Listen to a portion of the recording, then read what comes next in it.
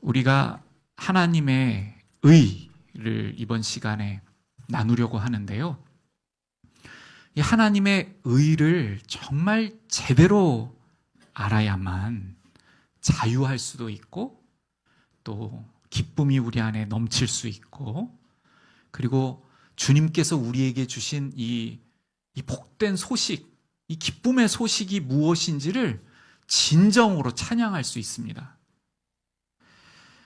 오늘 우리가 먼저 읽었던 로마서 1장 17절은 이렇게 시작해요. 복음에는, 이렇게 시작합니다. 복음에는.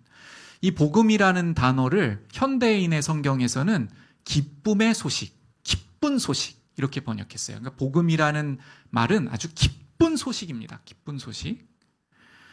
우리가 모두 이 기쁜 소식을 들었기 때문에 이 자리에 앉아 있고, 또 그 기쁜 소식으로 말미암아 예배를 드리고 있어요. 이 기쁜 소식은 우리에게 하나님께서 어려운 문제를 내시고, 그 어려운 문제를 우리가 통과해야만 구원을 받는다는 이야기가 아닙니다. 이 기쁜 소식을 우리가 정말 알 때에 우리 안에 자유가 있다고 저는 믿는데요.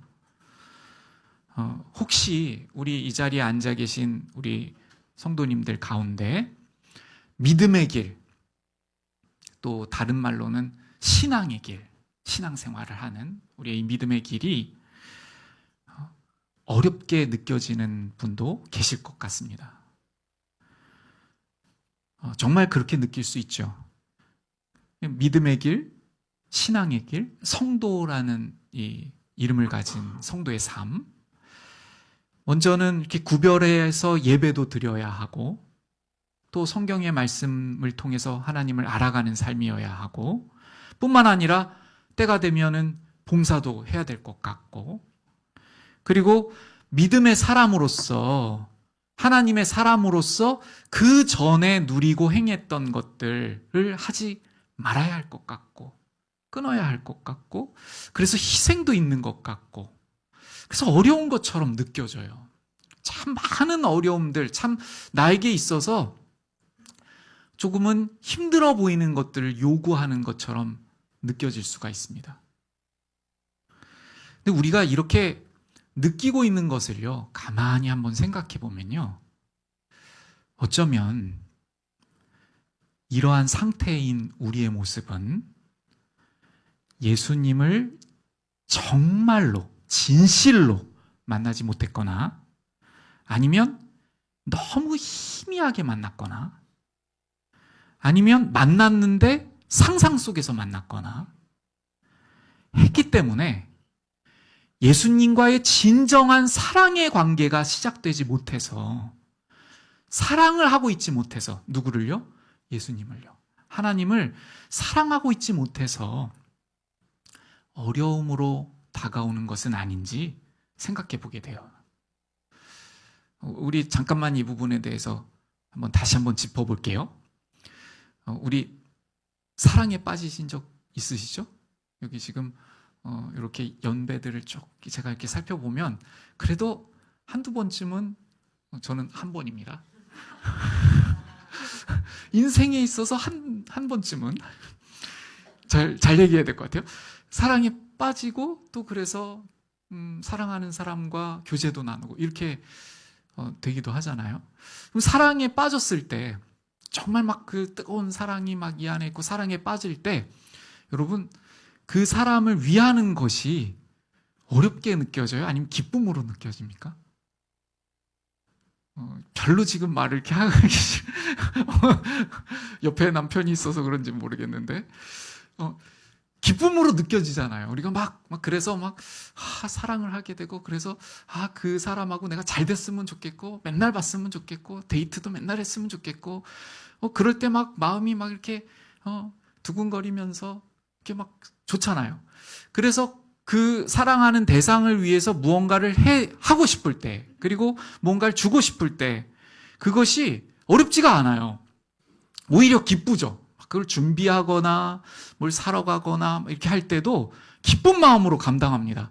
그리고 기쁜 마음으로 그것을 행해서 어떤 것을 내가 줄 때 또 그 대상이 기뻐하면 너무 또 기쁘죠.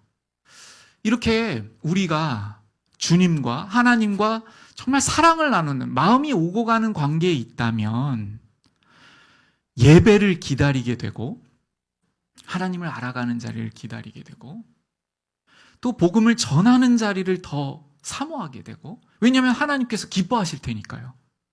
주님께서 좋아하시고 기뻐하신다는 걸 아니까 그 사랑의 관계 안에서는 그 행하는 사람이 더 좋은 거죠. 할 수 있어서 특권이라고 여겨지고 말이죠. 그렇기 때문에 주님과 정말로 실제적인 관계, 실제적인 만남으로 인해서 사랑의 관계가 시작됐다면 우리는 어렵게 느껴지던 것들이 어느새부턴가 어려운 것이 아니라 기쁨과 즐거움으로 우리에게 있게 될 것입니다. 그런데 혹여 어려움으로 느껴지게 된다면요, 어쩌면 이런 마음일 수도 있어요. 하나님이신데 내가 하나님의 무엇인가를 좀 이렇게 만족시켜 드리려고. 그래서 마치 종처럼 이것도 해서 만족시켜 드리고 이것도 해서 이렇게 어떠한 의무로서 하고 있다면 우리 안에 기쁨이 상실될 수도 있습니다. 하나님과의 어떤 관계가 아니라요. 오늘 이 본문에서 그 기쁨을 말하고 있어요. 기쁜 소식이 있습니다. 우리에게 기쁜 소식이 전해졌습니다. 이렇게 말하는데요. 그 기쁜 소식이 무엇인가? 그것이 무엇이냐면 하나님과 사귐을 할 수 있는, 하나님과 사랑을 나눌 수 있는, 하나님과 충만한 교제로 나아갈 수 있는 길이 열렸다는 거예요. 그것을 어떻게 표현했냐면 복음에는 하나님의 의가 나타나서, 이렇게 말씀하고 있어요. 하나님의 의. 여기에서 하나님의 의는요, 하나님의 성품이 아니에요. 하나님의 의로우신 어떤 성품을 말씀하시는 것이 아니고요, 하나님께서 우리를 구원하시는 방법, 우리와 사랑의 관계가 생길 수 있도록 하시는 방법을 말해요. 그러니까 어떤 길이에요. 어떤 길. 우리에게 새로운 길이 생겼습니다. 이렇게 말씀하시는 거예요. 근데 로마서에서는요, 이 새로운 길을 이야기할 때 꼭 율법을 같이 얘기해요. 우리 같이 한번 볼까요? 로마서 3장 20절부터 우리가 읽었었는데요. 20절, 21절, 22절 중에서 21절을 제가 다시 한번 읽어볼게요.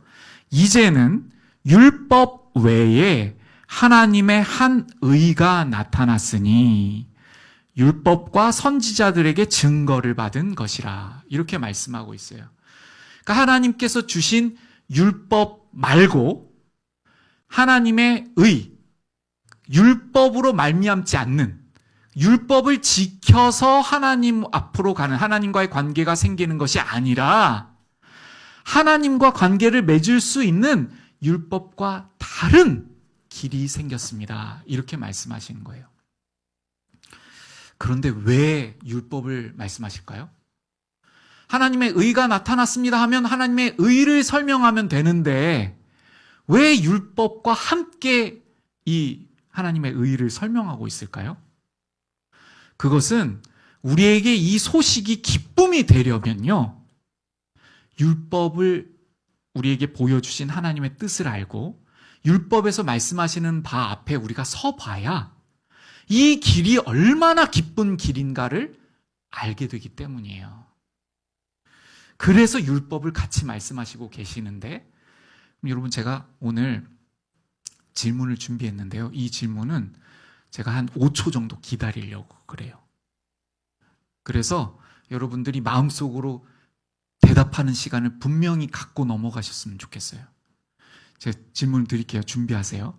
마음속으로 대답하셔요. 그냥 가만히 있으시면 안 됩니다. 제가 보면은 마음에서 대답하는지 다 모르지만 기다릴 거예요. 그러니까 대답하셔야 돼요. 마음으로. 자, 하나님께서 율법을 왜 주셨습니까? 마음으로 대답해 보세요. 율법을 왜 주셨죠? 율법을 크게 잡으면 구약 성경이에요. 율법, 모세 오경 그러면 이제 창세기, 출애굽기, 레위기, 민수기, 신명기이고요. 모세와 선지서 하면 이제 구약에서 선지자들이 쓴 선지서들과 율법서, 모세 오경을 의미하는데 그 성경을 주신 의미가 무엇이죠? 하나님께서 왜 이 구약 성경, 율법을 주셨습니까? 우리가 아주 쉽게 이것을 설명하는 방법이 있어요. 저는 누군가 저한테 이렇게 물으면 이렇게 대답해요. 먼저는 하나님께서 누구이신가를 알려주시려고 주셨다. 이렇게 대답합니다. 저는 이렇게 정리하고 있어요. 우리 성도님들께서는 어떻게 정리하셨는지 지금 마음으로 대답하셨는데, 하나님께서 누구이신지, 하나님께서 얼마나 거룩하신 분이신지, 하나님의 공의, 하나님께서는 어떠하신 공의의 하나님이신지, 또 우리를 얼만큼 사랑하시는 그 사랑 그 자체이신 하나님이신지, 하나님께서 누구이신지를 알려주시기 위해 주신 것이 율법이에요. 그 율법을 통해서 하나님께서 누구이시고 우리로부터 받기 원하시는 것이 무엇인지, 우리가 어떠한 마음이 되기를 원하시는지도 알려주셨어요. 예수님께서 율법이 무엇인지를 아주 짧게 요약해 주신 구절이 있습니다. 이 말씀을 제가 읽어드릴게요. 한번 잘 들어보세요. 예수님께서 율법이 무엇인지를 말씀하신 거예요. 아주 짧게 요약해서. 내 마음을 다하고 목숨을 다하고 뜻을 다하여 주 너의 하나님을 사랑하라 하셨으니 이것이 크고 첫째 되는 계명이요. 둘째도 그와 같으니 내 이웃을 내 자신같이 사랑하라 하셨으니 이 두 계명이 온 율법과 선지자의 강령이니라. 예수님께서 말씀하셨어요. 그러니까 구약 성경, 하나님께서 주신 말씀이 무엇을 의미하는가, 예수님께서 이렇게 우리에게 설명해 주신 거예요. 온 율법은 하나님께서 누구이신지를 말씀하여 주셨는데, 하나님께서는 우리의 사랑을 어떻게 받기 원하시냐면 목숨을 다하는 사랑을 받기 원하시는 하나님이시라는 거예요. 그리고 또 하나님께서 기뻐하시고 하나님께서 원하시는 것이 있는데, 우리가 우리의 이웃을 그와 같이 하나님을 사랑하듯이, 나를 사랑하듯이 목숨을 다하여 우리의 이웃을 사랑하기를 원하시는 하나님이시라는 거예요. 그러면 이 율법이 나타났을 때 우리가 하나님과 교제할 수 있는 우리의 상태, 하나님의 의, 하나님의 거룩하심, 하나님께서 요구하시는 사랑과 공의와 하나님의 수준이 무엇인지를 깨닫게 된 거예요. 다시 말해서 하나님과 관계를 맺으려면 우리가 어떤 정도의 수준이어야 됩니까? 하나님을 사랑하되 목숨을 다하여 하나님을 사랑하는 정도라야 하나님과 우리의 관계가 생기는 거예요. 하나님 앞에 영원히 살려면, 하나님의 백성이 되려면 이웃을 목숨을 다해 사랑해야, 그 사랑이 있는 사람이어야 하나님 앞에 영원토록 살 수 있는 사람이라는 거예요. 이것이 기준입니다. 그러니까 하나님께서는요, 우리와 관계 맺기를 원하시는데 어떠한 관계를 맺기 원하시냐면 사랑을 하기 원하시는 거예요. 사랑을.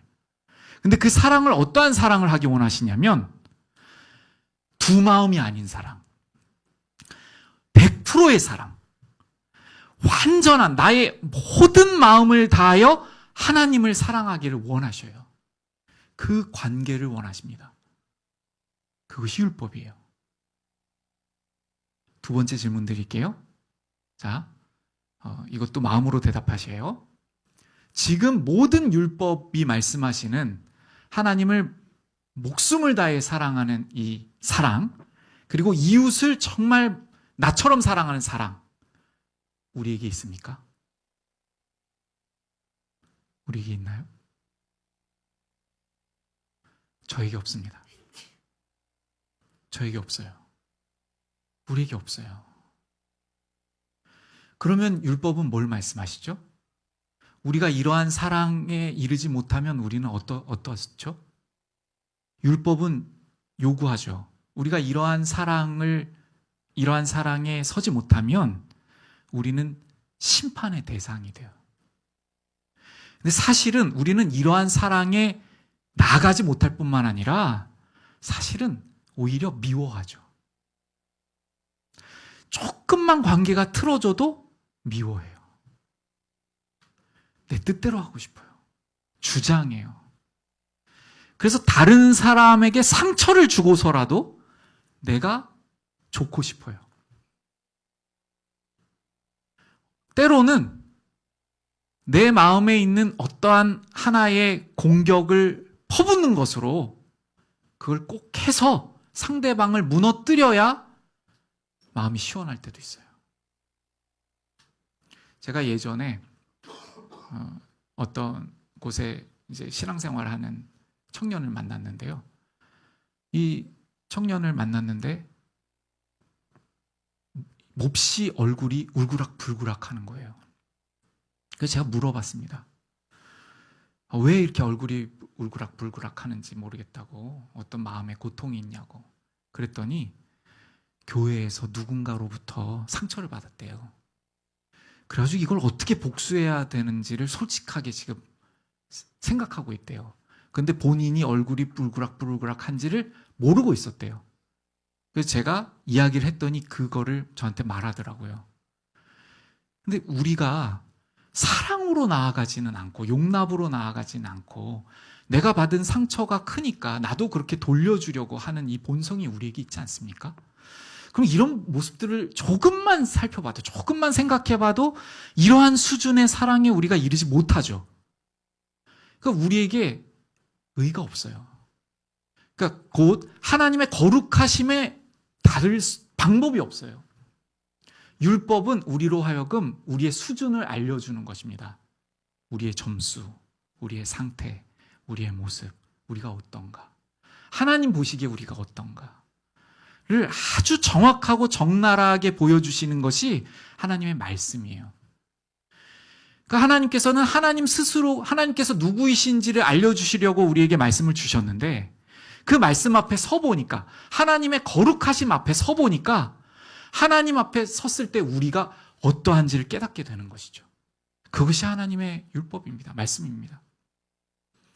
그런데 그 율법 이외에 하나님과 관계 맺을 수 있는 한 방법이 있다는 거예요. 우리는 하나님을 목숨을 다하여 사랑하지 못하는 우리인데 한 다른 방법이 생겼다는 겁니다. 그것이 무엇이죠? 그것이 무엇이냐면 하나님께서 만들어 놓으신 길인데 그것이 바로 십자가의 길이에요. 보세요. 우리가 하나님 앞에 서려면 어느 정도의 사랑을 해야 됩니까? 목숨을 다하여 하나님을 사랑해야 돼요. 근데 우리가 그렇게 사랑 못 하잖아요. 그렇죠? 근데 우리에게 그 사랑이 있어야 하나님의 백성이 되고 영원히 하나님 앞에 살아갈 수 있는 겁니다. 근데 그 사랑을 누가 하셨어요?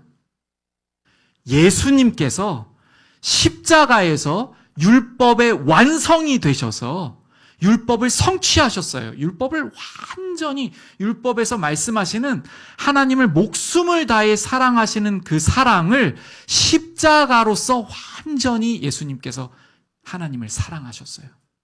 하나님 아버지를 사랑하셔서 하나님의 뜻을 위해서 예수님께서 목숨을 버리셨습니다. 하나님을 사랑하기 때문에요. 그런데 그것이 우리와 어떤 관계가 되었어요? 그것이 우리의 방법이 되었다는 거예요. 이게 무슨 말씀입니까? 우리가 하지도 않았는데요. 그 예수님께서 하신 그 사랑을 우리가 했다고 하시는 거예요. 제가. 하나님께서, 예수님께서 하신 사랑을 너가 했다. 나를 이렇게 사랑했다. 이렇게 해주시는 길이 생겼다는 거예요. 이 길 때문에 우리가 하나님 앞에 설 수 있음을 믿습니다. 우리가 때로는 신앙생활을 하다가요, 이러한 사랑이 없음을 우리가 깨닫죠. 그래서 낭망합니다. 좌절합니다. 그때 여러분, 좌절하지 마세요. 우리가 그렇기 때문에 이 구원의 길을 주신 거예요. 그때마다 새롭게 주님께서 열어주신 이 의, 율법 이외의 다른 이 방법, 이 구원의 방법, 주님의 십자가를 그때마다 붙드는 것입니다. 그것이 믿음이에요. 그것이 믿음이에요. 우리가 믿음하면요, 복음을 처음 들었을 때 예수님을 영접하는 믿음을 쉽게 빨리 떠올리죠.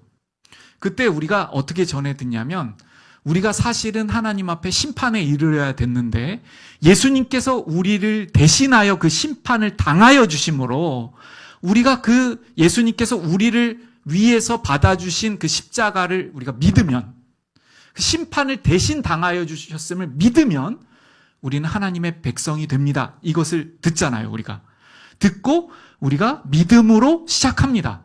그런데 오늘 우리가 읽었던 말씀에는요, 복음에는 하나님의 의가 나타나서 믿음으로 믿음에 이르게 하나니, 이렇게 쓰고 있어요. 그 앞에 쓰는 믿음이 우리가 일반적으로 생각하는 예수님을 믿는, 예수님을 영접하는 믿음이에요. 첫 시작의 믿음. 그런데 믿음으로 믿음에 이르게 한다, 이렇게 기록하고 있잖아요.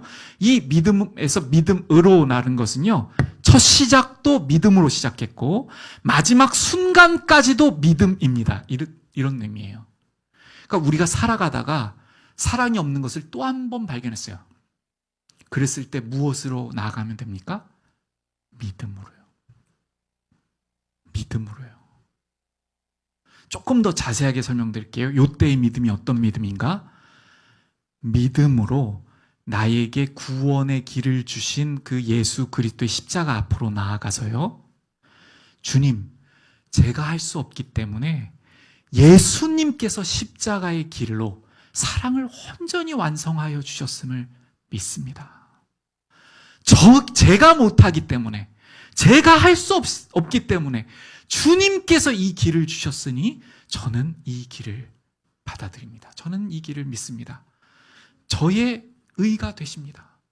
저는 다시 이 길을 의지하여, 주님의 십자가를 의지하여 주님 앞에 나아갑니다.